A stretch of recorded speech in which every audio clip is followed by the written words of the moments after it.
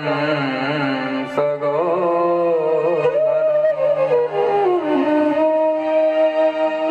भगवान सुखदेव जी कहते हैं, राजन, भगवान श्री कृष्ण के कहने पर नंद बाबा आदि जो ब्रजवासी हैं उन्होंने गोवर्धन नाथ की पूजा की।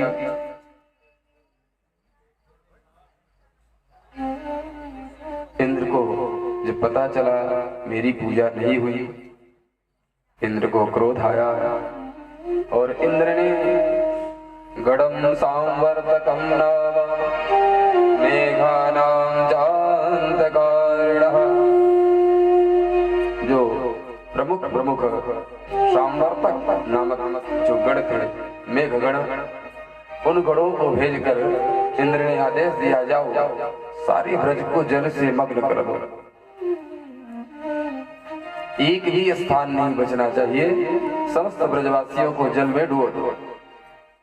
इन्होंने मेरी पूजा नहीं की, एक छोटे से बालक की बातों में पड़कर एक पर्वत की पूजा किए हैं, इन सबको इसका दंड मिलना चाहिए। आप लोगों ने ये कथा को श्रवण की। भगवान सुखदेव जी कहते हैं, राजन, 7 वर्ष के हमारे प्रभु उस 7 कोस के पर्वत को 7 दिन 7 रात्रि पर्यंत अपने कनिष्ठिका अंगुली में धारण कर लिया और समस्त ब्रजवासियों को बुलाए कि आप सब अपने गाय बछड़ों के सहित इस पर्वत की हमारे गोवर्धन नाथ की शरण में आ जाए।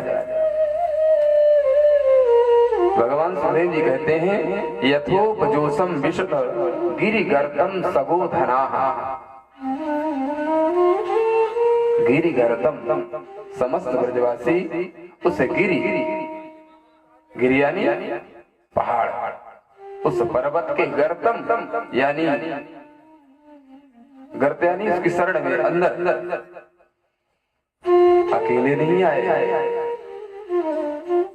यहाँ पर बहुत सुंदर शब्द भगवान सुखदेव जी कहते हैं कि ब्रजवासी केवल अपने पत्नी बच्चों सहित नहीं, सगो धनाः, ब्रजवासियों का धन क्या है? ब्रजवासियों का धन क्या है? गाय है। राजन, सगो धनाः, गोधना, जिनका गो ही धन है, ऐसे ब्रजवासी अपने गाय बछड़ों के सहित गोवर्धन नाथ की तलहटी उनकी शरण में आए। भगवान ने रक्षा की। इंद्र को अभिमान था, इस लीला के माध्यम से भगवान इंद्र के अभिमान को दूर करना है।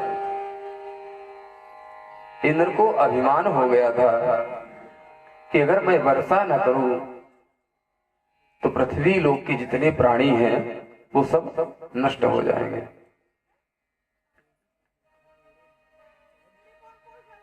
इस अभिमान को दूर करने के लिए भगवान ने ये लीला की।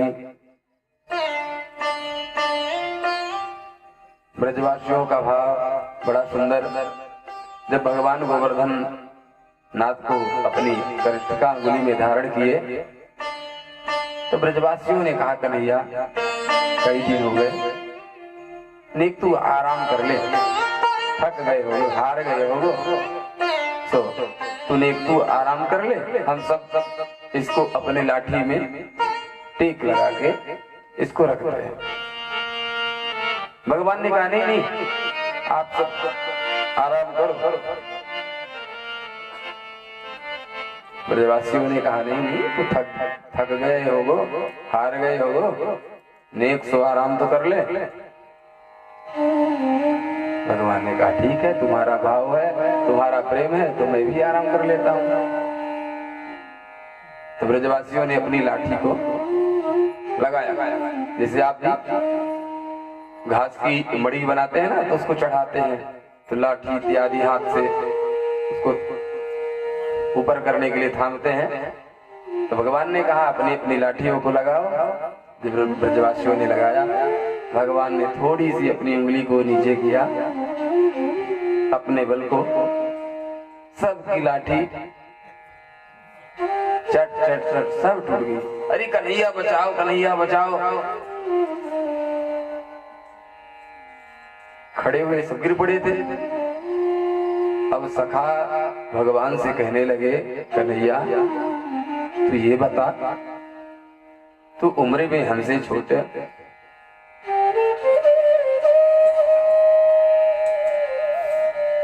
गाय हमारे साथ चरावा करे, खेल कूद हमारे संग किया करे, अधिक तेरी हाइट हमारी हाइट, हमारा शरीर तेरा शरीर एक ही समान है, फिर भी तेरे में इतना बल कहां से आ गया?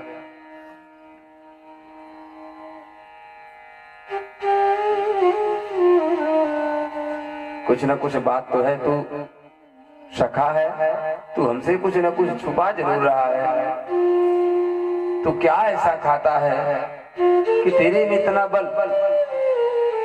हमने नेक सी अपनी लाठी लगाई, मैंने अपनी उंगली को हल्कों से नीचे कियो तो हम सबन की लाठी चट चट टूट गई।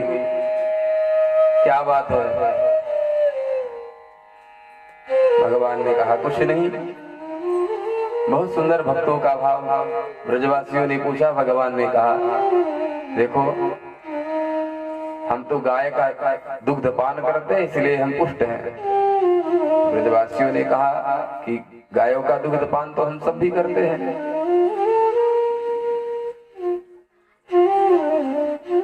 भगवान ने कहा देखो हम सब आप सबन की शक्ति से गोवर्धन को अपनी उंगली में धारण किए है, इसकी शक्ति से आप सबन के। आप सब हमें टकटकी लगा के देखते हो तो हमें आप लोगों का बल मिलता है। अच्छा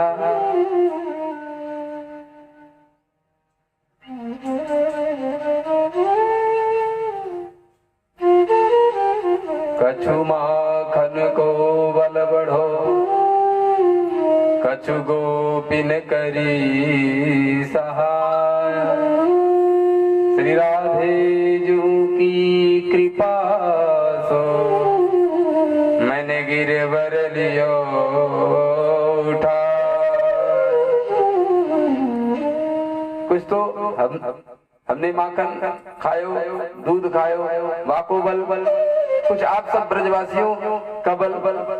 ब्रजवासियों ने कहा हमारा बल कैसे तुझे मिल गया? भगवान ने कहा आप सब हमें देखते हो ना, आंख से आंख मिला के, तो आपकी शक्ति हमारे अंदर प्रवेश कर जाती है। ओहो, तभी कहे हम सब इतने कमजोर काहे है गए। एक दूसरे से कहते हैं कि अब पता चलो है कि हम सब इतने कमजोर काहे है गए और नेक सो छोरा इतनो मजबूत। कन्हैया अब ताई माखन चुराया करे, अब सब हम सब इनकी शक्तियों चुरा लिया करे।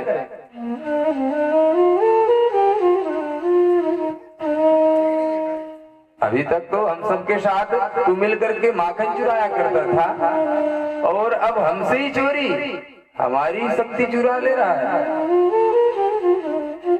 इस तरह है भगवान हास प्रयास ब्रजवासियों से करते हैं। कन्हैया के इस कृत्य को देखकर समस्त ब्रजवासी चकित रह गए। इंद्र का अभिमान दूर हुआ। ब्रजवासी नंद बाबा के पास आए, निवेदन करते हैं बाबा आपका जो ये छोरा है ये कोई साधारण छोरा नहीं है।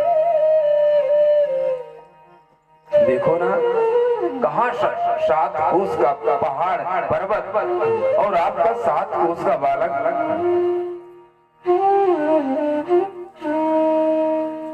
इतनी विशालकाय पर्वत को इसने अपनी उंगली में धारण करके रखा। क्व सप्ताहायनो बालः क्व महाद्रिविधारणम् ततो नो जायते शंका ब्रजनाथ तवात्मजे। हे ब्रजनाथ, तब आत्मजे, जो आपका आत्मज है, बालक है, वो कोई साधारण बालक नहीं है। हो न हो, देवता ही आपके यहाँ बालक के रूप में जन्म लिए हो। नंद बाबा कहते हैं, ब्रजवासियों, हाँ मुझे ध्यान आ गया। जब गर्गाचार्य जी नामकरण कर रहे थे ना, उन्होंने कहा था कि आपका बालक बहुत जन्म ले चुका है और इसके बहुत से नाम हैं। बहुनि सन्ति नामानि रूपाणि च सुतस्य ते गुणकर्मानुरूपाणि तान्यहं वेदनो। गर्गाचार्य जी ने कहा बहुनि संत नामानि, इसके बहुत से नाम हैं, बहुत से रूप हुए हैं। आपस में चर्चा कर ही रहे थे। उसी समय भगवान इंद्र, स्वर्ग के देवता इंद्र भगवान के पास पहुंचे, चरणों में पड़ गए, प्रभु मुझे क्षमा करना, मैंने आपका अपराध किया, मुझे क्षमा करना प्रभु, मैं आपको पहचान नहीं पाया। बहुत सुंदर श्लोकों में इंद्र ने भगवान की स्तुति की। विशुद्ध सत्वं तव धाम शांतम तपोमयं रजस्तमस्तकम् मायामयोऽयं गुणसम्प्रभा न विद्यते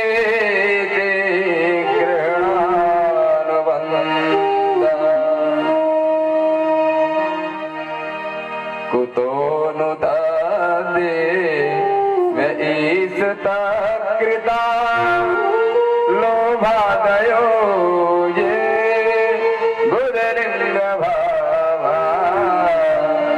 कुतो न दे तव ईसता कृता लोभादयो ये बुधलिंग भावा। गो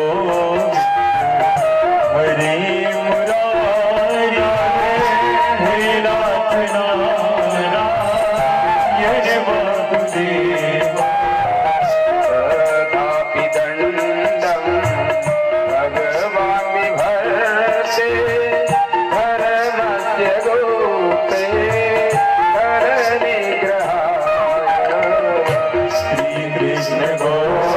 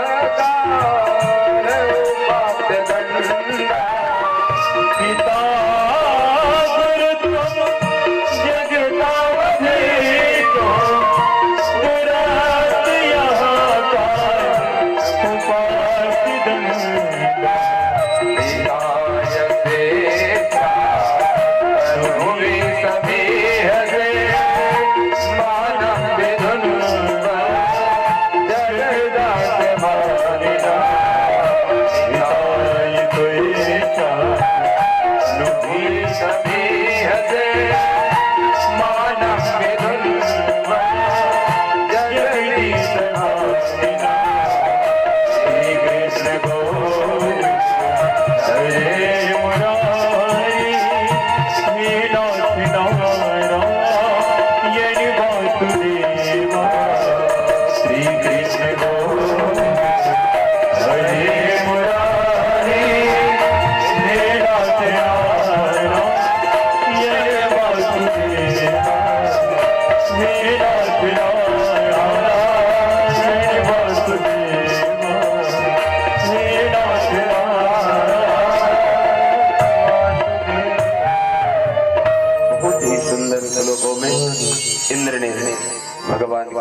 की इंद्र कहते हैं कि हे प्रभु, पिता गुरुस्त्वं जगतामधीशो दुरत्ययः काल उपात्तदंडः, आप ही मेरे पिता हैं, जो आपको दंड देना हो प्रभु आप मुझे दंड दें।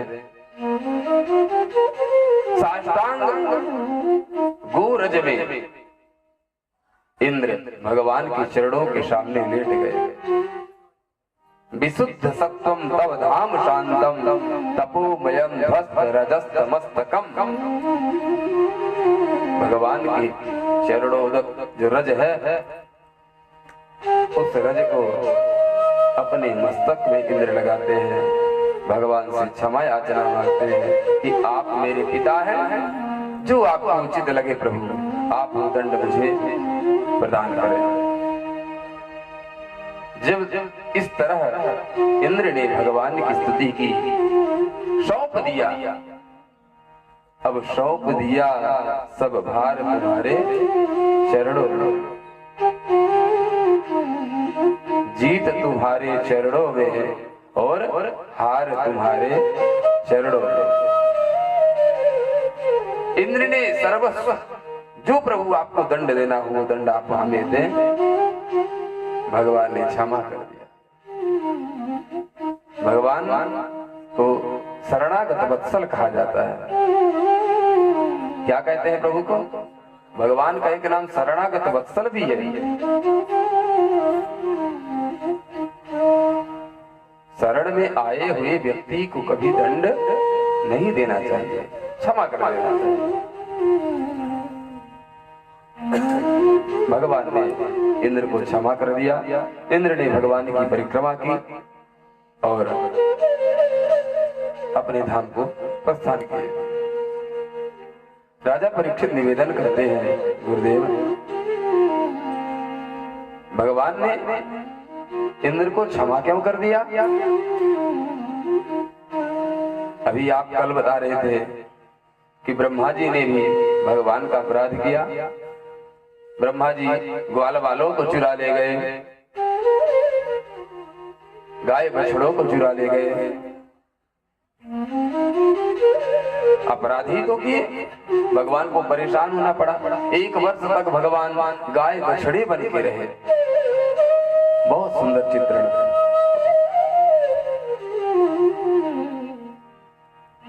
1 वर्ष तक भगवान गाय और बछड़े, और केवल गाय बछड़े मात्र नहीं, अगर गाय काली है तो भगवान ने काली गाय का रूप धारण किया। गाय के गले में कंठी बंधी है तो भगवान को कंठी भी बनना पड़ा। जो रस्सी में वो कंठी पिरोई हुई है वो रस्सी भी बनना पड़ा। भगवान ग्वाल बाल बने, ग्वाल बाल जैसे वस्त्र धारण किए हुए हैं वैसे भगवान बने, जैसी छड़ी लाठी ले रखे हैं। कहने का आशय, जैसा स्वरूप गायों का था, जैसा स्वरूप के साथ साथ स्वभाव, जिस तरह की गायें थी बछड़े थे उनका स्वभाव था, उनका रंग था, ब्रजवासियों का गोप बालों का जैसा स्वभाव रंग वस्त्र भगवान ने वैसे ही रूप धारण किया।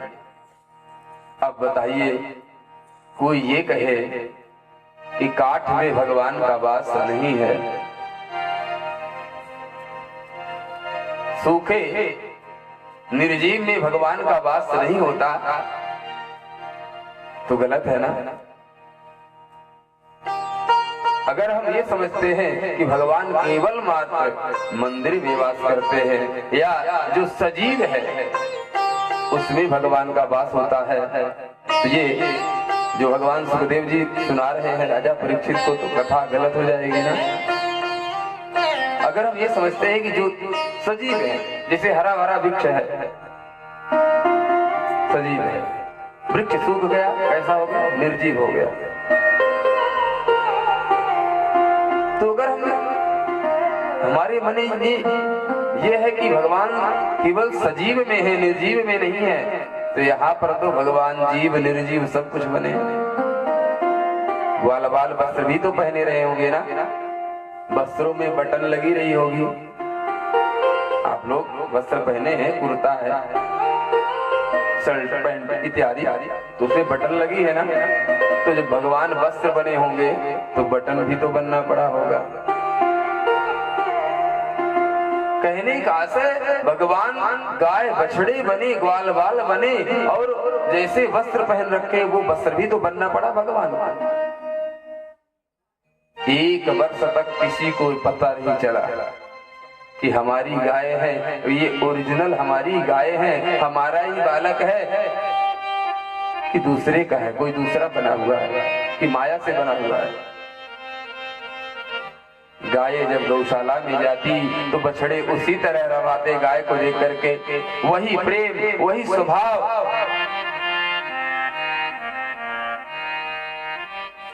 भगवान ने क्रोध किया, ब्रह्मा जी आए भगवान के पास। जब ब्रह्मा जी को लगा हमारी गद्दी छिन जाएगी,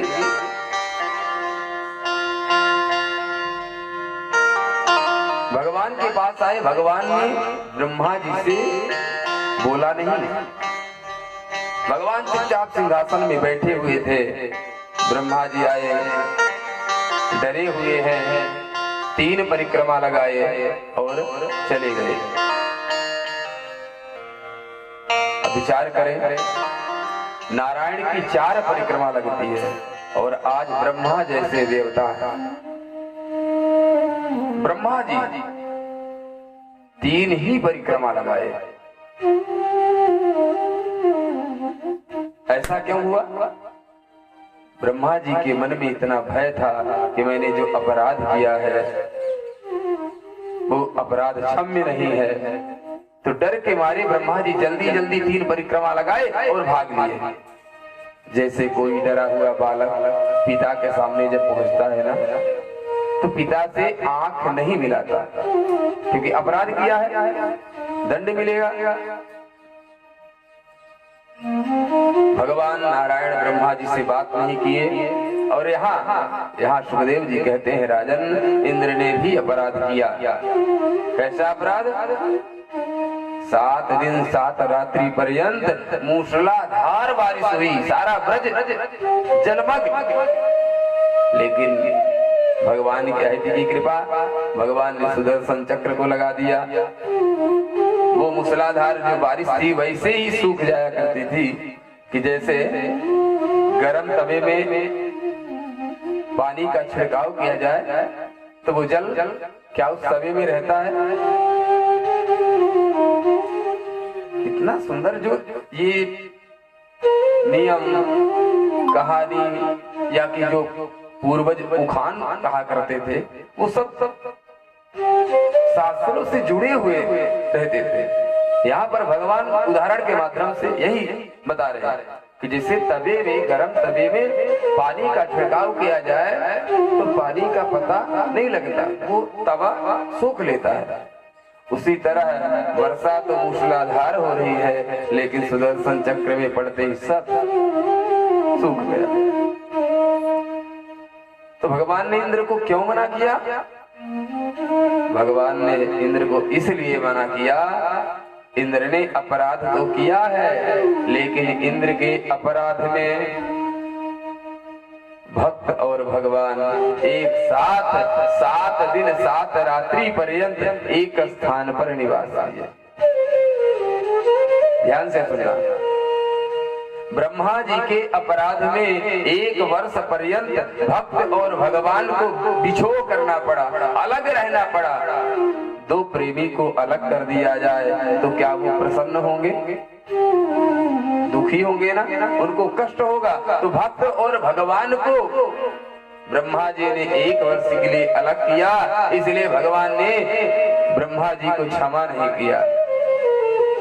और इंद्र का जो अपराध था तो अपराध, लेकिन उस अपराध में भक्त और भगवान 7 दिन 7 रात्रि पर्यंत एक स्थान पर निवास किए। भगवान ने कहा कोई बात नहीं, कम से कम हम अपने भक्तों के सानिध्य में तो रहे। इंद्र चले गए। सुखदेव जी कहते हैं राजन, एक दिन नंद बाबा यमुना में स्नान करने के लिए भोर में ही चले गए। तो नंद बाबा को वरुण के जो दूत थे उठा ले गए, जल से वरुण लोक में उछाले गए। ऐसा क्या हुआ गुरुदेव? अर्धरात्रि में ही नंद बाबा को पता नहीं चला कि भोर हो गया है। अर्धरात्रि में नंद बाबा यमुना स्नान करने चले गए, क्योंकि एकादशी का व्रत था। एकादश्याम निराहारा समभ्यर्च जनार्दनम श्राद्धं नन्दस्तुकालिल्या द्वादश्याम जलमाशद। एकादशी का व्रत है, तो द्वादशी में भोर में ही यमुना स्नान करने के लिए अर्धरात्रि में आसुरीम अविज्ञा या आसुरीम बेलाम, आसुरी बेला में ही नंद बाबा यमुना में प्रवेश किए। तो वरुण के दूत वरुण लोक उछाले गए। कथा अगर आप सुन रहे हैं तो कथा को सुनकर जीवन में उतारना, और ध्यान पूर्वक कथा को अगर आप श्रवण करते हैं तो आपको संसार में कैसे जीना है इसकी शिक्षा भी मिलेगी। अगर नंद बाबा से भूल हुई, आसुरी बेला में नंद बाबा जल में प्रवेश किए, स्नान किए, तो उनको दंड मिला। दंड क्या मिला? वरुण लोक में उछाले गए। तो आप हम भी अगर ऐसा कार्य करेंगे तो दंड हमें भी मिलेगा ना। इसलिए कभी भी अर्धरात्रि में जल में स्नान नहीं करना। अभिज्ञाया आसुरीम बेलाम, आसुरी बेला में, आसुरी बेला रात्रि के 12 बजे से 3 बजे का जो समय है वो आसुरी बेला का है। भगवान नंद बाबा को ढूंढने के लिए जल में प्रवेश किए। जैसे वरुण लोक में पहुंचे, वरुण आदि देवताओं ने भगवान का स्वागत किया, पूजन किया, अर्चन किया, वंदन किया, स्तुति करने लगे। नंद बाबा तो बैठे थे, बंधे हुए थे। नंद बाबा ने देखा कन्हैया इस जल में, और देखो तो ये सब हमें पकड़ के बांध दिए हैं और मेरे कन्हैया की पूजा कर रहे हैं, आरती कर रहे हैं। नमस्तुभ्यं भगवते ब्रह्मणे परमात्मने न यत्र श्रूयते माया लोक सृष्टि विकल्प।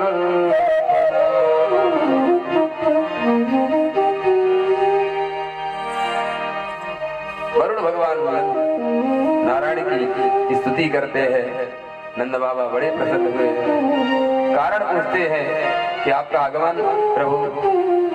नंद बाबा भगवान ने कहा कि जिसे आप पकड़ के लाए हैं वो हमारे पिता हैं। बोली राधे राधे। क्या कह रहे हैं भगवान? जिसे आप पकड़ कर यहाँ बैठा रखे हैं वो हमारे पिताजी हैं।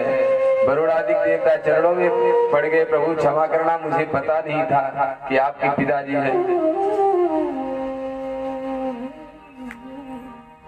सुखदेव जी कहते हैं राजन, भगवान नंद बाबा को लेकर महल में आते हैं वृंदावन में।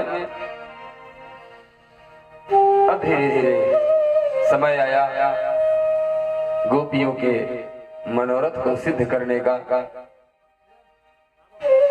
शरद ऋतु, भगवान ने गोपियों को आशीर्वाद दिया था, वरदान दिया था, वचन दिया था कि मैं तुम्हारे मनोरथ को सिद्ध करने के लिए 6 महीने की रात्रि बनाऊंगा। आज वो समय आया। शरद पूर्णिमा, सायंकालीन, सुंदर, चारों ओर पुष्प खिले हुए हैं, पक्षियां गुंजार कर रही हैं।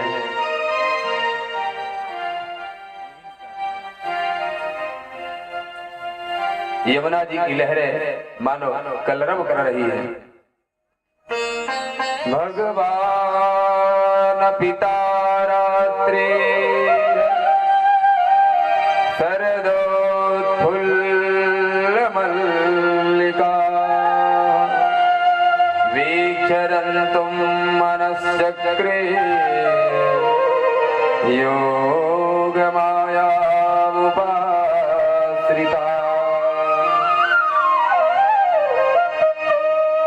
वैसे भी शरद जो पूर्णिमा की रात्रि होती है वो पूर्ण चंद्रमा खिले होते हैं उसमें, लेकिन आज भगवान की माया से योग मायाम उपाश्रितः, भगवान ने अपनी माया के द्वारा उस रात्रि को और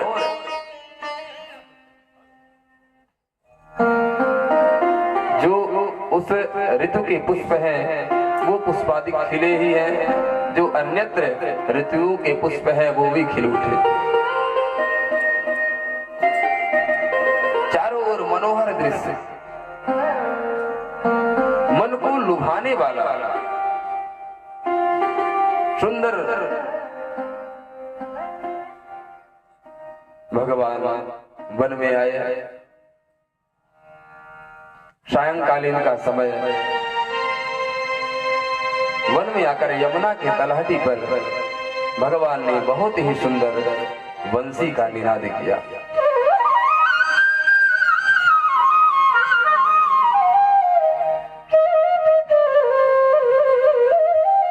निशम्य गीतं तदनंगवर्धनं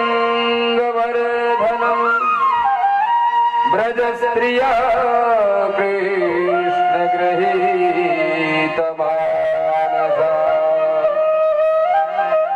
आजग्मुरन्योन्यमरक्षितोद्यमा स्वयंप्रकान्दो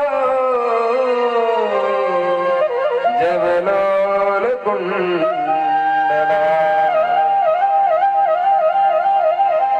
निशम्य गीतम, उस निशि यानी रात्रि में भगवान ने बहुत ही सुंदर वंशी के माध्यम से गीत को गाया।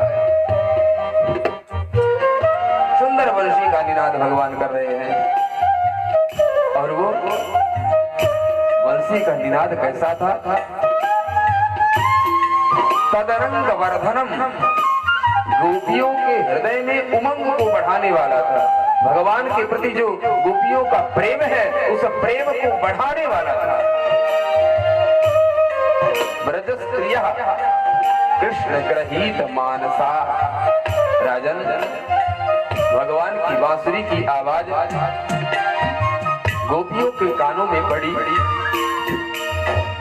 जैसे गोपियों के कान में भगवान की बांसुरी की आवाज पड़ती है, तो आज गोपियों के हृदय में भगवान से मिलने की उत्कंठ इच्छा प्रकट हुई। कृष्ण गृहीत मानसा, मानो गोपियों को एक कृष्ण ग्रह लग गया।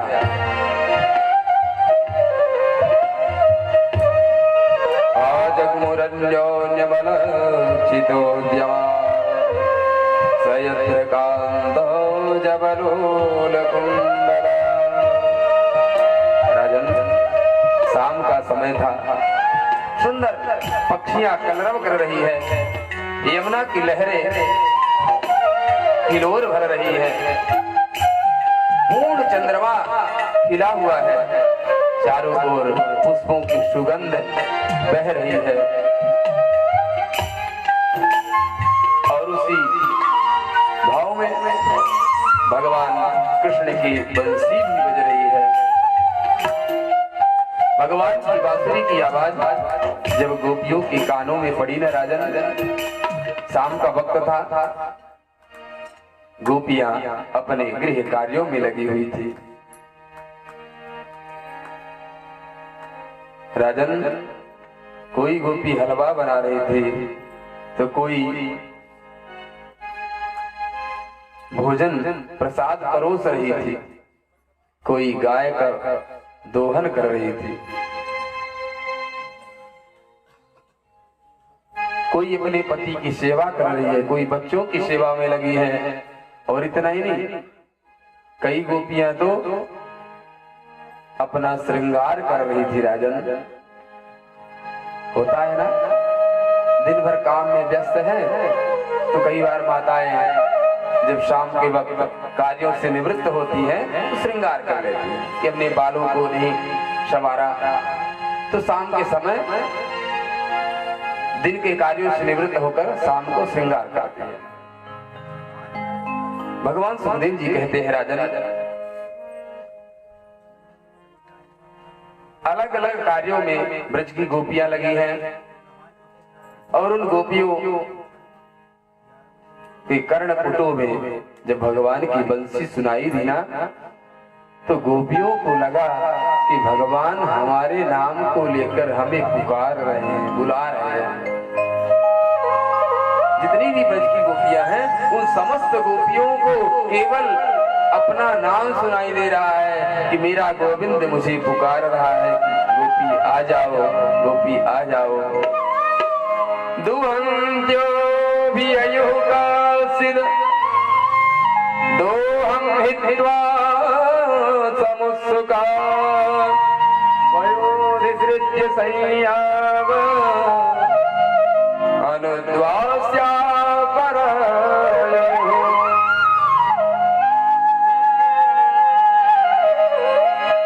शाम बंसी बजाते हो या मुझे बुलाते हो,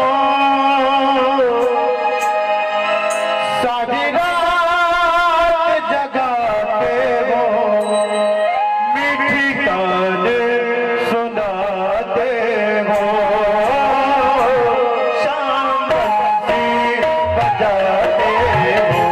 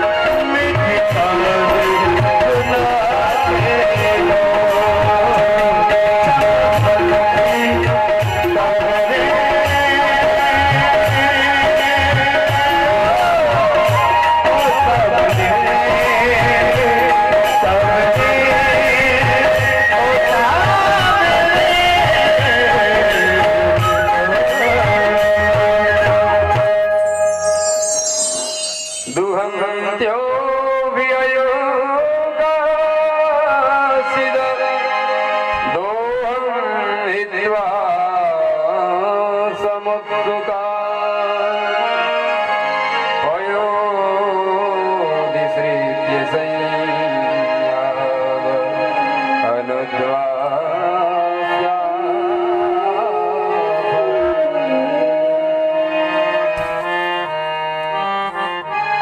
शाम के समय दुहन क्यों भी कोई ययु कासिद। राजन अब सुनो, ब्रज की गोपियां भगवान की बंसी को सुनती हैं, मन तो घर में अब नहीं लगता। राजन उस चित्र को, उस चित्र पट का दर्शन तो करो कि गोपियों की दशा कैसे बिगड़ी। एक गाय गोपी गाय का दोहन करने के लिए गई। जैसे ही बछड़े को खोलती है, बछड़ा गाय के स्तनों में अपना मुख लगाता है, अपनी दुग्ध पात्र को रखकर गोपी गाय के स्तनों में अपने हाथों को, उंगलियों को लगाती है कि गाय का दोहन करे। उसी समय भगवान की बंसी सुनाई दी। गोपी गाय का दोहन तो कर रही है, लेकिन जो गोपी का मन था वो मन भगवान की चरणों में पहुंच गया, भगवान के पास पहुंच गया। सारा दुग्ध उस पात्र से बाहर बह रहा है। राजन गोपी ने गाय दुहना बंद कर दिया, खड़ी हुई और जंगल की ओर दौड़ पड़ी। पयोधिसृत्य संयाव अनुद्वास्या पराययो। एक गोपी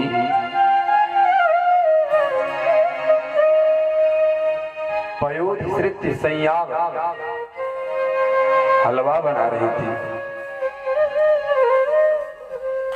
पात्र में हलवा बना रही है, भगवान की बंसी सुनाई दी। वैसी उसी अवस्था में छोड़कर वो गोपी भगवान की ओर दौड़ पड़ी। इतना ही नहीं राजा, परिवेशयन्त्या तद्हित्वा पाययन्त्या शिशून् परिवेशयन्त्या तद्हित्वा पाययन्त्या शिशून् पयः। एक गोपी तो अपने बालक को दुग्ध पान करा रही थी। क्या कर रही थी? बोले राधे राधे। गोपी अपने नन्हे से बालक को दुग्ध पान करा रही थी। बंसी सुनाई दी, बालक को उसी स्थान पर जमीन में ही छोड़ दी और जंगल की ओर दौड़ पड़ी। परिवेशयन्त्या, एक गोपी अपने वस्त्रों को बदल रही थी। वेश वस्त्र बदल रही थी। बंसी सुनाई दी, उस बंसी के शब्दों से ग्रसित होकर कृष्ण ग्रहित मानता। मन को तो कृष्ण ग्रह लग गया है। क्या लग गया? भगवान सुखदेव जी ने क्या कहा? कृष्ण ग्रहित मानसा। गोपियों के मन को मानो कृष्ण ग्रह लग गया है। और जब ग्रह खराब होता है ना, तो व्यक्ति उल्टे कार्य करता है। क्या कहते हैं? इसके ग्रह खराब है, इसलिए ऐसा कार्य कर रहा है। गोपी वस्त्र बदल रही थी, बंसी सुनाई दी। शरीर में जैसा वस्त्र था उसी अवस्था में गोपी वन की ओर दौड़ पड़ी। ये भान नहीं है, क्योंकि मन तो अपने पास ही नहीं ना, मन तो भगवान के चरणों में। राजन शुश्रूषन्त्या पतीन् काश्चित्। बहुत विचित्र बात तो तब हुई, एक गोपी अपने पति की सेवा कर रही थी। शुश्रूषन्त्या पतीन्, अपने पति की सेवा कर रही थी। बंसी सुनाई पड़ी, उसने पति की सेवा छोड़कर दौड़ लगाई। पति ने पकड़ लिया, कहाँ जा रही है? कमरे में ला करके बंद कर दिया।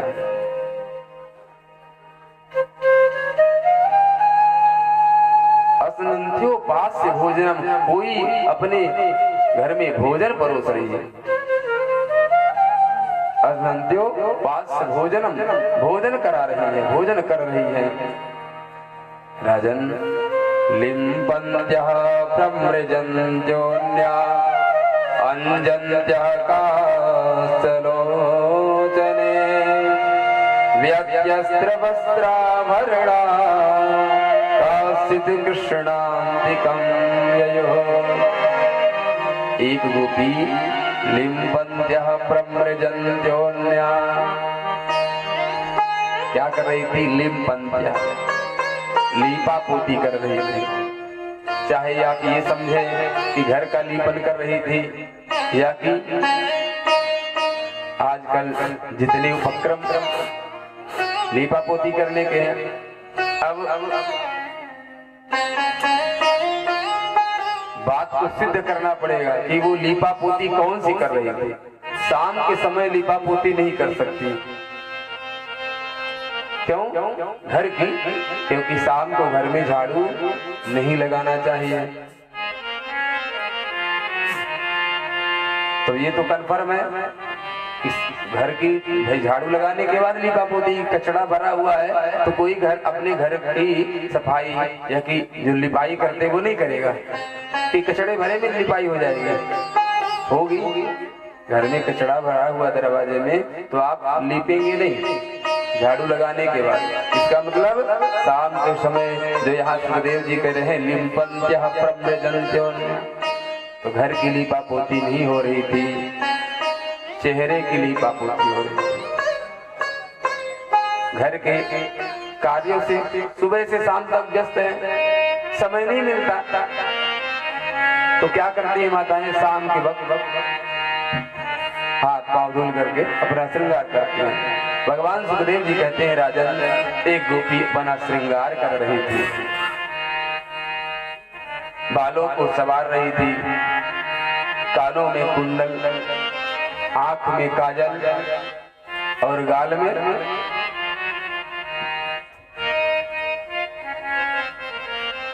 जैसे ही बंसी सुनाई पड़ी, गोपी ने एक आंख में काजल लगाया था, दूसरी आंख में लगाने वाली थी। मानो एक गाल में उसने आयुर्वेदिक दवाइयों का लेपन किया होगा और बांसुरी सुनाई पड़ी तो वो गोपी वैसे ही उसी अवस्था में वन की ओर दौड़ पड़ी। विचार करें, अंजन्त्या लिम्पन्त्या प्रमृजन्त्योऽन्या अंजन्त्या कास्यलोचने। हम अपने मर्जी से नहीं कर रहे। अंजन्त्या, अंजन यानी काजल, लोचन, लोचन बोलते हैं नेत्र को, लिम्पन्त्या लिपापोती नेत्र में तो होगा नहीं, गाल में होगा, चेहरे में होगा। तो एक आंख में काजल लगा रखी है, दूसरी आंख में गोपी काजल लगाने ही वाली थी। बांसुरी सुनाई पड़ी, गोपी जंगल की ओर दौड़ पड़ी।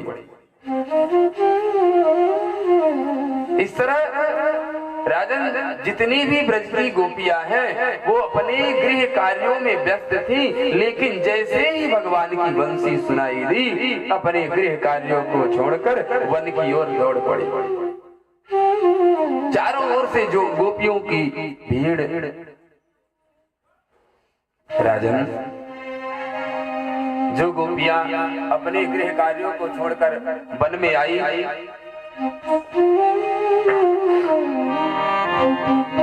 एक जगह मिलती है, एक दूसरे से पूछती है देवी कहाँ, वो दूसरे उससे कहती है तू कहाँ। सब एक दूसरे के भाव को समझ गई। बोले राधे राधे।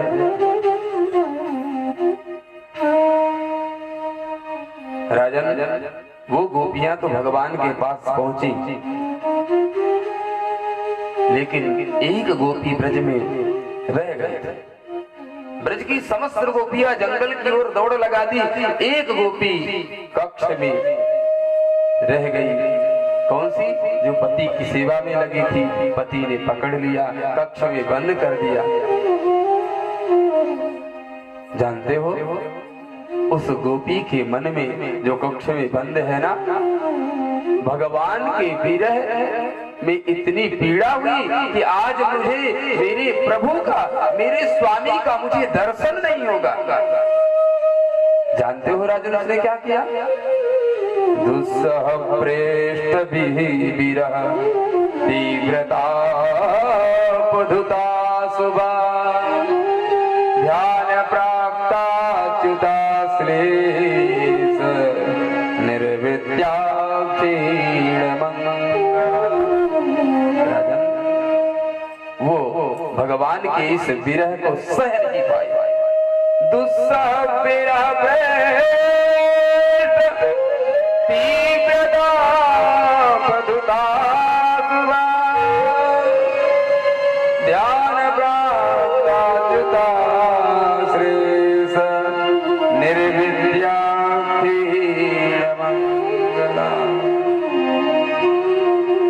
भगवान के विरह में व्यथित होकर के उस गोपी ने अपने प्राणों को भी त्यागा।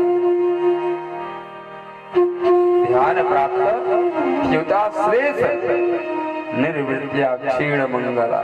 ध्यान के द्वारा, योग के द्वारा उस गोपी ने अपने उस शरीर को त्यागा और जो मन था ना, जो आत्मा थी, सबसे पहले समस्त ब्रज की नारियों से पहले भगवान के चरणों में पहुंच गई। चारों ओर से ब्रज की गोपियों की झुंड लगी हुई है। भगवान बहुत सुंदर दृश्य, आप नेत्र बंद करें तो आपको यमुना जी का दर्शन होगा। और टेढ़ी टांग वाले मेरे प्रभु, मेरे गोविंद खड़े होकर के बंसी बजा रहे हैं। जैसे सामने गोपियां दिखाई दी, मेरे कन्हैया ने कहा आइए आइए, आपका स्वागत है। स्वागतम वो महाभागा प्रियं किं करवाणि वा ब्रजस्यानामयं ब्रूता गमनका स्वागतं महाभागा प्रियं किं करवाणि वा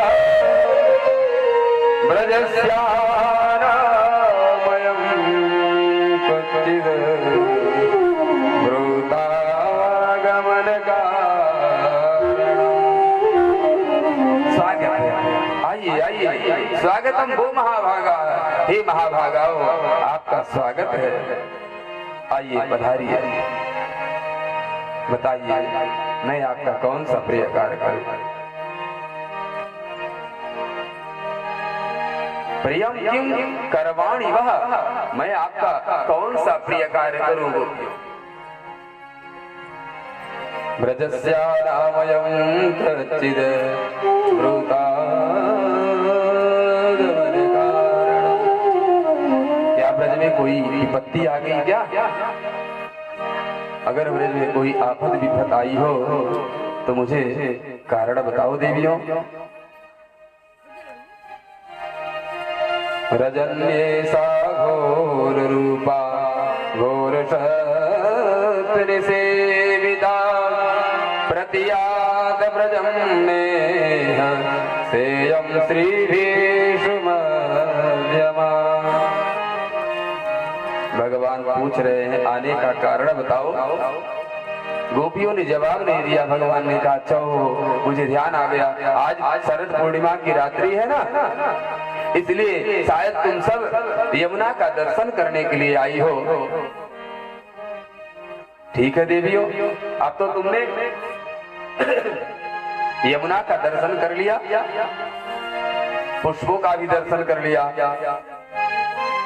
चंद्रमा का भी दर्शन कर लिया। देवियों जाओ, अब घर चले जाओ। दृष्ट्वा वनं कुसुमितं राकेशकरंदितं यमुना निरलीरैज तरुपल्लवशोभितम्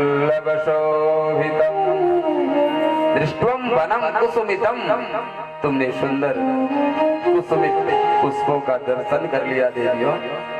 राकेश कर रंजितम, राकेश यानी चंद्रमा का भी जो पूर्ण खिले हुए हैं ना, उन पूर्ण चंद्रमा का दर्शन भी तुमने कर लिया। यमुना का भी दर्शन हो गया। देवियों अब जाओ, घर चले जाओ। क्यों? रजन्येसा, ये जो रजनी है ना, ऐसाम रजनी, रजन्येसा घोर रूपा। ये रजनी है, रात्रि है। रात्रि के समय स्त्रियों को ज्यादा समय तक घर से बाहर नहीं रहना चाहिए। ये भगवान उपदेश दे रहे हैं। क्या कह रहे हैं? रात्रि के समय स्त्रियों को घर से बाहर या वन में, तुम वन में हो ना, तो भगवान कहते हैं देवियों रात्रि में और वो भी वन में तुम सबको उचित नहीं है, जाओ अपने घर वापिस चली जाओ। गोपियों ने कोई जवाब नहीं दिया। भगवान कहते हैं कोई और कारण तो नहीं है? अब इन कारणों को आप ध्यान पूर्वक श्रवण करें और अपने जीवन में लगाएं। भगवान सुखदेव जी कहते हैं राजन, भगवान गोविंद ने गोपियों से कहा कदाचित मान लो पति पत्नी का विवाद हुआ और पत्नी घर छोड़ के भाग दे,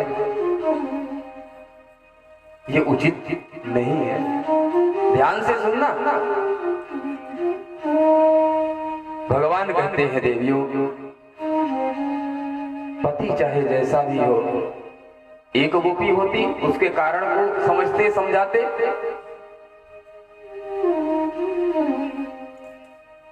यहाँ तो हजारों गोपियां हैं ना, तो हो सकता है किसी ना किसी के मन में अगर कोई बात हो, इसलिए भगवान एक श्लोक में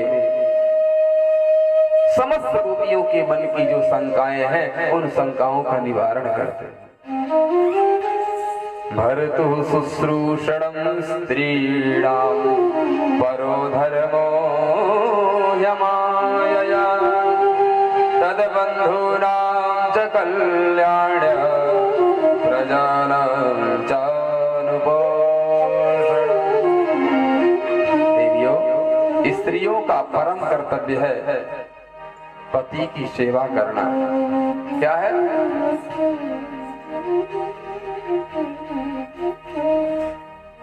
स्त्रियों का परम कर्तव्य है पति की सेवा करना। यहाँ पर हम शास्त्र सम्मत बात कर रहे हैं। भगवान सुखदेव जी राजा परीक्षित को जो बता रहे हैं, भगवान गोविंद गोपियों को जो समझा रहे हैं, उसको आज की स्थिति में आज की स्थिति तो कुछ और है, शास्त्र कुछ और करता है, हम कुछ और कर रहे हैं। सरकार से हर व्यक्ति बंधा हुआ है, सरकार जैसा नियम लगा देगा, जैसे कानून पास कर देगा, हमें उसके कानून का पालन करना पड़ेगा। अच्छा है, समानता में जीना चाहिए, लेकिन जो हमारी मर्यादाएं हैं उसका उल्लंघन भी नहीं करना चाहिए। बिजली के जो तार हैं उनमें करंट है,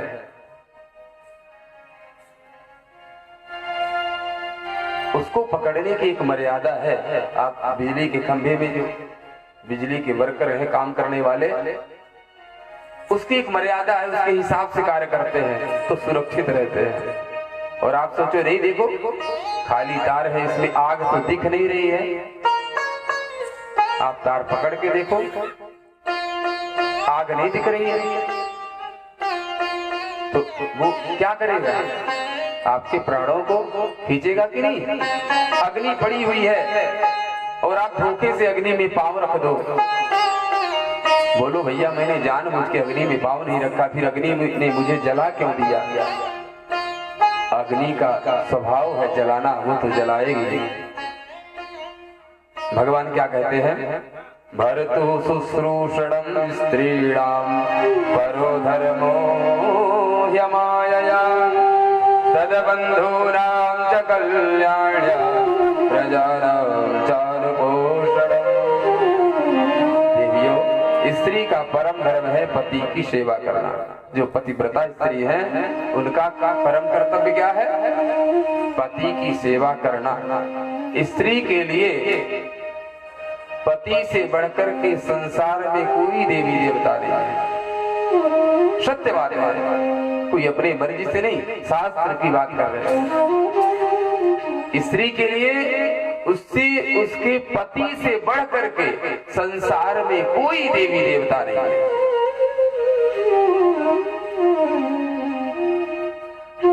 इतनी श्रेष्ठ श्रेष्ठ नारियां हुई है, आप उनको पढ़े।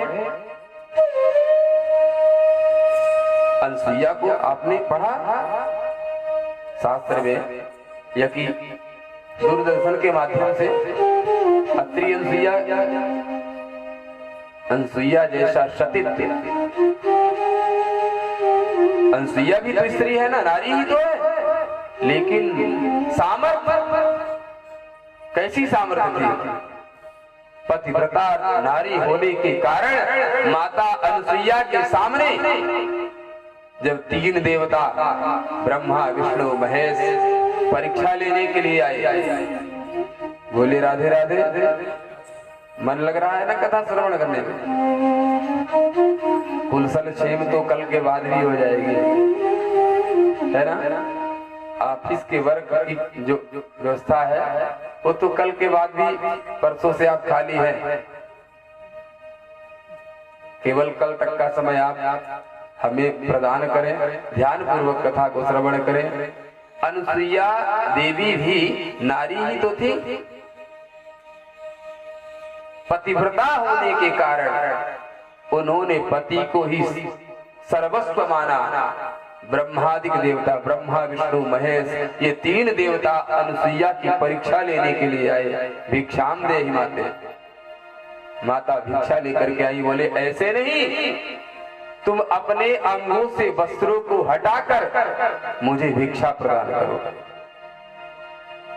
ब्रह्मादिक देवता ब्रह्मा विष्णु महेश किस लिए आए थे?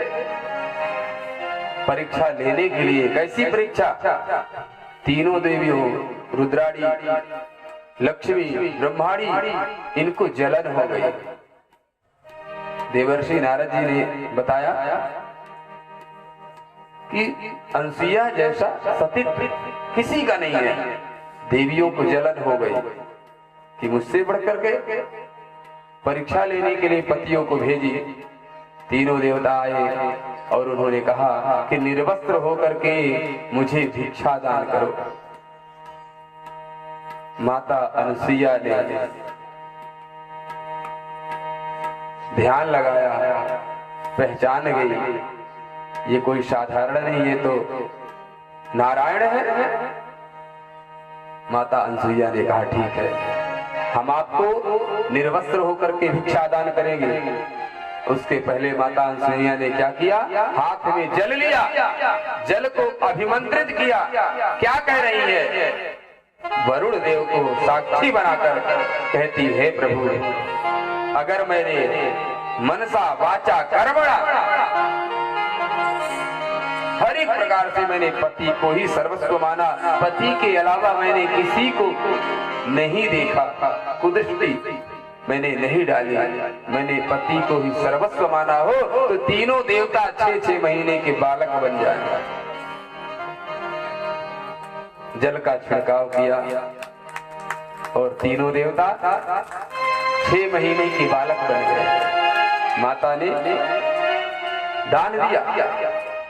अब विचार करें, 6 महीने के बालक के सामने माँ चाहे वस्त्र में रहे या निर्वस्त्र रहे, तो कहने का आशय जो सामर्थ्य जो पावर भगवान ने आपको, आप गॉड गिफ्टेड हैं। भगवान ने आपको बहुत कुछ पावर एनर्जी आपको दे करके यहाँ पर भेजा है। आप तो पहले से श्रेष्ठ हैं, समान बन करके आप पीछे क्यों आना चाह रहे हैं? भगवान कहते हैं पतिव्रता नारी वही है जो पति की सेवा करती है। अब थोड़ा सा ध्यान देने की बात यह है कि केवल पति की नहीं, यहाँ एक शब्द है तद बंधु नाम च कल्याण्य। पति से रिलेटिव जो उसके पिता है, माता है, बहन है, जो उसके बंधु हैं, बंधु बांधव, उन सबकी सेवा करते हुए जो नारी अपने पति की सेवा करती है उसे पतिव्रता कहा जाता है। देवियों, हो सकता है किसी के पति बूढ़े मिले हो, ये तो अपना अपना भाग्य है ना। कई बार विवाह हो गया तो कन्या उम्र में कम है, पति थोड़ा उम्र में ज्यादा है, तो ये तो अपने भाग्य है ना। तो भगवान क्या करें? भगवान गोविंद देवियों से, गोपियों से कह रहे हैं। भगवान सुखदेव जी राजा परीक्षित को सुना रहे हैं। दुशीलो दुर्भगो वृद्धो जडोरो धनो विवाह पति श्रीभिर्नहातव्यो लोके शुभिरपातिकी। देवियों, हजारों गोपियां है ना, हो सकता है शायद दुशीलो किसी को ऐसा पति मिल गया कि जब से विवाह हुआ बीमार रहने लगा, बहुत पढ़ा लिखा है लेकिन सर्विस नहीं लग रही है, धन नहीं अर्जित कर पा रहा है। दुर्भगो वृद्धो, वृद्ध पति मिल गया हो, वृद्ध का आशय ज्यादा श्रेष्ठता से, उम्र का फर्क ज्यादा हो गया हो, और रोगी मिल गया हो, अधनो विवाह। आप बहुत बड़े बाप की बेटी है लेकिन आपका भाग्य अगर गरीब बेटे के साथ लिखा हुआ है तो भला आपका विवाह उसी के साथ होगा, क्योंकि जन्म विवाह मरण गति सोई। जन्म विवाह और मरण ये तो पूर्व से निश्चित होकर के आते हैं। इसलिए पति स्त्री हिरणहातव्यो, पति रोगी मिल जाए, पति मूर्ख मिल गया। अब आप बहुत पढ़ी लिखी है, आप पोस्ट ग्रेजुएट है, पीजी है, की शिक्षाएं तो बहुत है, और आपका पति आपसे कम पढ़ा लिखा है, तो ऐसे पतियों का अपमान नहीं करना चाहिए। यहाँ भगवान कह रहे हैं ये तो योग की, संयोग की बात है, भाग्य की बात है। एन केन प्रकारेण अगर पति रोगी मिल गया, वृद्ध मिल गया, अभागी मिल गया, ऐसी स्थिति में भी अपने पति का परित्याग नहीं करना चाहिए। देवियों, जो ऐसा कर, जो नारी ऐसी स्थिति में पति का परित्याग करती है उन्हें दोष लगता है। भगवान ने बहुत ही सुंदर पातिव्रत धर्म का उपदेश देते हैं। गोपियों ने कोई जवाब नहीं दिया और भगवान को निहारती हुई एकटक भगवान को देख रही है और पांव के अंगूठे से जमीन को कुरोद रही है। गोपियों ने कोई जवाब नहीं दिया। भगवान सुना रहे हैं, गोपियां सुन रही है और पांव के अंगूठे से जमीन को कुरोद रही है। आपने अनुभव किया होगा, बालक से कोई अपराध बन जाता है, गार्जियन पिता माता जब उसे डांटते हैं तो पांव से जमीन को कुरोदता है, होता है ऐसा ना। गोपियां पांव से अंगूठे से जमीन को कुरोदती हैं और एकटक अपलक नजरों से भगवान को देखती है। तेरी अखियां हैं जादू भरी,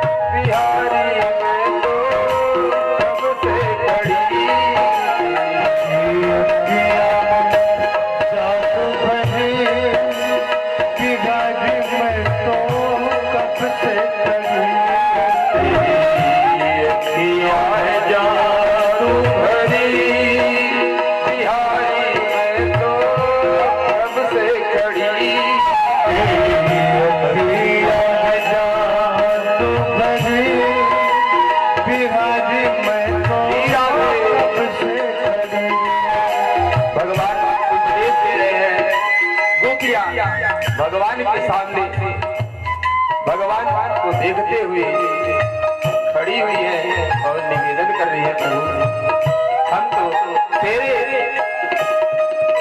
प्रेम में पागल होकर के यहाँ पर आई हुई है।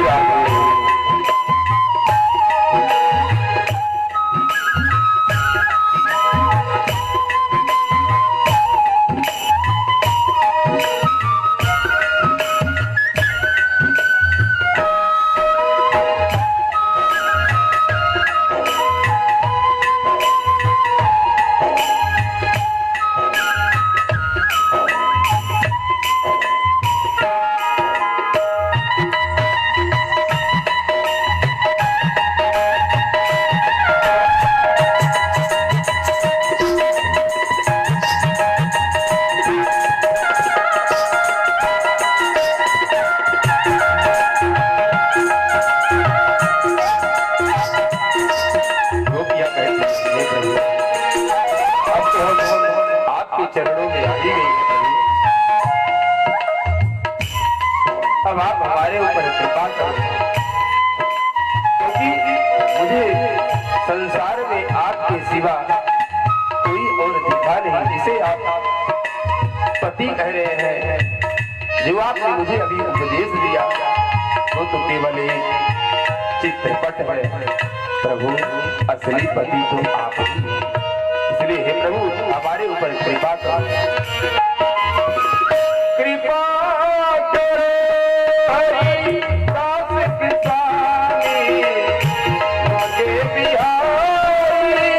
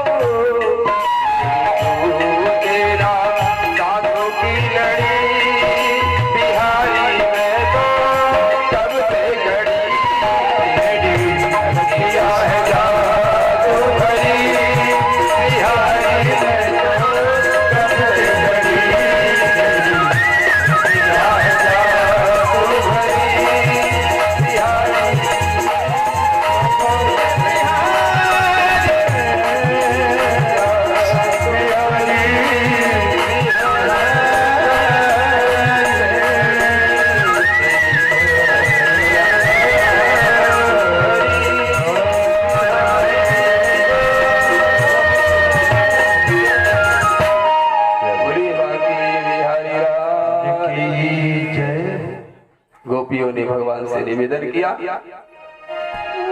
भगवान तो गोपियों की परीक्षा ले रहे थे।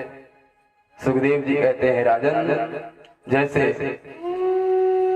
गुरु अपने शिष्य की परीक्षा लेता है, माताएं घर पर प्रसाद बनाती हैं, भात को पकाती हैं, भात बनाती हैं, चावल को पकाती हैं, तो वो चावल का टटोलती हैं। आज तो ये परंपरा समाप्त हो गई है ना, क्योंकि जब से सीटी बजने लगी तब से एक दूसरे को टटोलने की परंपरा समाप्त हो गई। मयिवं विभोरति भवान् गदितुं नृशंसं संत्यज्य सर्व विषयान् सबपादमूलम् भक्ता भजस्य दुर्वग्रहमात्यजास्वान् देवो यथाधिपुरुषो भजते मुमुक्षु। गोपियाँ कहती हैं प्रभु मयिवं विभोरति भवान् गदितुं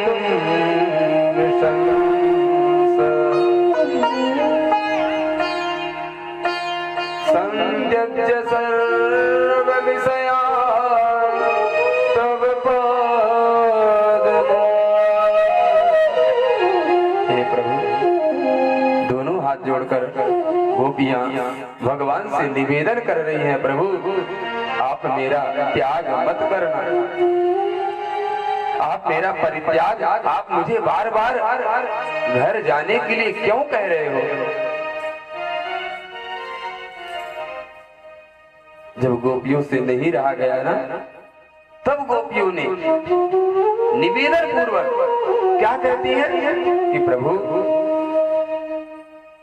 गदितुं नृशंस, आप मुझे बार बार घर जाने के लिए मत कहिए, और आपको अगर लग रहा हो कि हम सब अभी भी मोह में ग्रसित हैं, तो प्रभु संत्यज्य सर्व विषयान् तव पादमूलम्। हे प्रभु, मैंने समस्त विषयों का त्याग कर हम आपके चरणों में आई हुई हैं।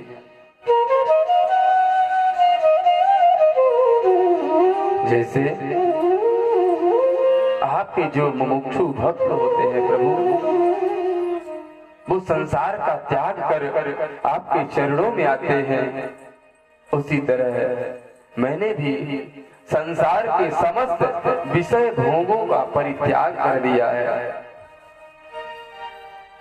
समस्त कामनाओं का त्याग करके प्रभु हम आपके चरणों में आई हुई हैं। राजन, भगवान तो गोपियों की परीक्षा ले रहे थे। कैसे? भक्ता भजस्व दुर्वग्रहमात्यजास्मान्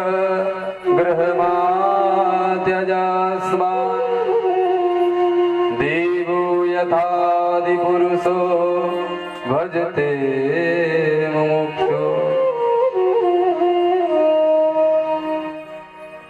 भक्ता भजस्व, भक्त और भात की एक ही परिभाषा है। जब भात बन जाता है ना, तो जो भात का मालिक होता है उसे टटोलता है कि भात, चावल का रूप कौन है? आज हम क्या कहते, चावल खा ले, क्या चावल दे दो। असली नाम तो भात है। आज फैशन के दौर में भात कहना अपने आप में फीलिंग महसूस करते हैं कि क्या कहेंगे लोग, भात खाते हो। असल में असली शब्द तो भात ही है। भगवान सुखदेव जी कहते हैं राजन, भगवान उसी तरह गोपियों को टटोल रहे हैं जैसे माताएं जब चावल को पकाती हैं कि चावल पक गया कि नहीं, सिद्ध हो गया कि नहीं, ये भात बन गया कि नहीं। उसी तरह भगवान भी अपने भक्तों के हृदय को टटोलते हैं। क्या करते हैं? भगवान भी अपने भक्तों के हृदय को टटोलते हैं कि इसके मन में जो भगवान ने अभी उपदेश दिया ना, कहीं तनिक भी लेस मात्र भी अगर घर के प्रति मोह होगा तो घर वापिस चली जाएंगे। लेकिन गोपियां क्या कह रही हैं कि प्रभु संत्यज्य सर्व विषयान् तव पादमूलम्। प्रभु मैंने तो समस्त विषयों का त्याग करके आपके चरणों में मैं आई हूं। और हे नाथ, अब तो हमारे पांव भी पीछे की ओर चलने के लिए तैयार नहीं है। क्या कह रही है? पादौ पदम तव पादमूलाद्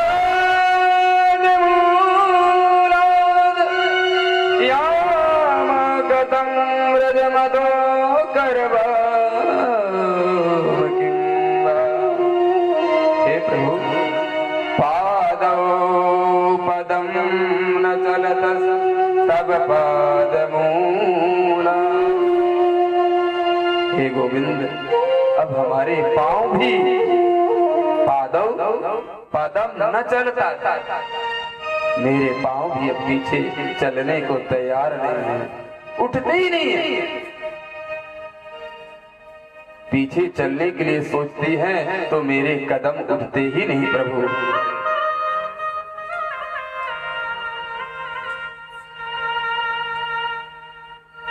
गोपियों ने भगवान से एक प्रश्न किया, प्रभु एक निवेदन है, आप हमारे प्रश्न का जवाब दे दे प्रभु, तो हम अपने घर वापस चली जाएंगे।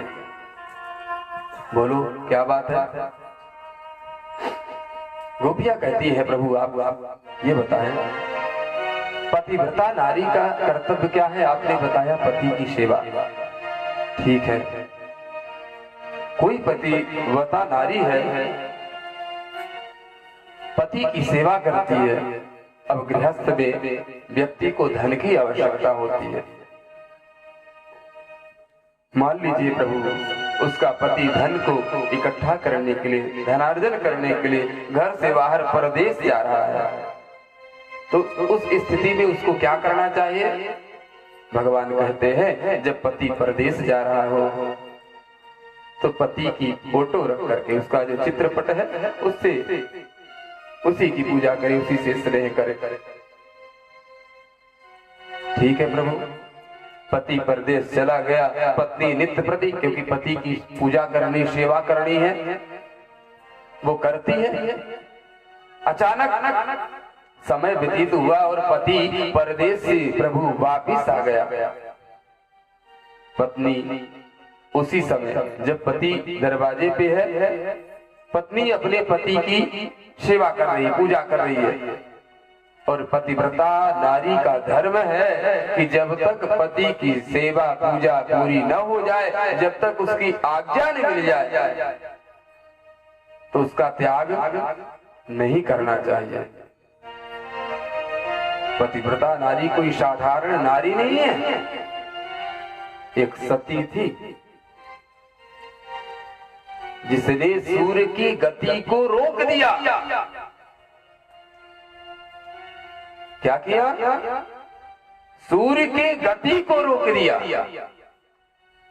संत ने, उसका पति रोगी था, कोढ़ी था, कंधे पे ला लेकर के पति की इच्छा हुई मुझे अमुक स्थान पर ले चलो।